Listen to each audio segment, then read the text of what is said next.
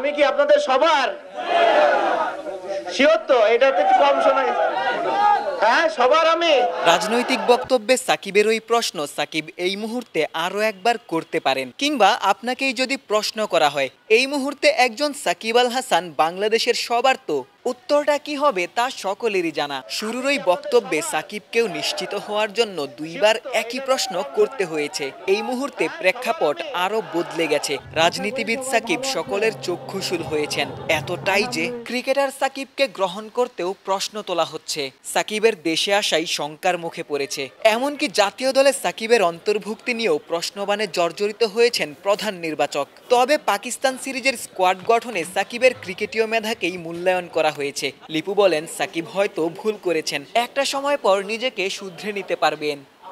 মানুষ ভুল করে, আবার তার শুধরানোর সুযোগ আছে। আমি মনে করি যে সাকিব আল হাসান কিংবা অন্য খেলোয়াড়, যে কোনো খেলোয়াড়ই হোক, তিনি যদি কোনো ভুল করে থাকেন তার পথ চলার মধ্যে, আমার মনে হয় তাকে তার নিজেরই একসময় বোঝার সুযোগ হবে তিনি কোথায় ভুল করেছেন এবং সঠিক ট্র্যাকে তিনি আবার নিজেকে নিয়ে আসতে পারবেন। ক্রিকেটাররা দেশের সম্পদ। রাজনীতিতে প্রবেশের ফলে ক্রিকেটে মনোযোগ দেয়া সহজ নয়। ক্রিকেট এবং রাজনীতি সাংঘর্ষিকও হতে পারে। ক্রিকেটারদের অবসর নেয়ার আগে রাজনীতিতে প্রবেশে নিষেধাজ্ঞা চেয়েছিলেন নুরুল হাসান সোহান। লিপুর কণ্ঠেও একই সুর। সেই সাথে ক্রিকেটারদের রাজনীতিতে টানা রাজনৈতিক দলগুলোর কতটুকু উচিত সেটি নিয়েও লিপু প্রশ্ন তোলেন।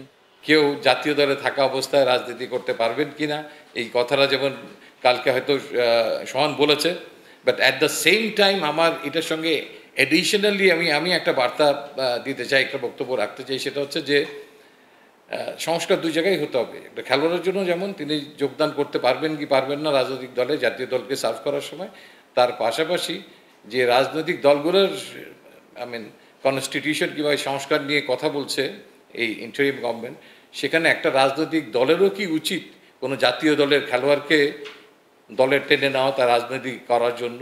তারা তো জনগণের জন্যই কাজ করে, দেশের জন্যই ভাবে। So it's not a one way traffic. You can't blame a player only, you should blame as well the political parties as well. আমি ভবিষ্যতের ব্যাপারে আমি আমার বক্তব্য দিলাম, হয়তো আমার চিন্তা ভাবনাটা আমি একটু শেয়ার করলাম। ক্রিকেট বোদ্ধারা প্রত্যাশা করছেন ভবিষ্যতে ক্রিকেট এবং রাজনীতি দুইটি ভিন্ন পেশা হিসেবেই বিবেচিত হবে। সাকিবের উত্তরসূরিরা ক্রিকেটেই নিমগ্ন থাকবেন, অন্তত খেলোয়াড়ি জীবন শেষ হওয়ার আগ পর্যন্ত। অন্যথায় রাজনীতিবিদের ক্রিকেট সত্তা পড়বে হুমকির মুখে। এখানেও সাকিবই সব থেকে বড় উদাহরণ। শেরেবাংলা জাতীয় ক্রিকেট স্টেডিয়াম থেকে ক্যামেরায় আমিনুল ইসলাম সুজনের সঙ্গে গোলাম সারোয়ার, ক্রিকেট 97।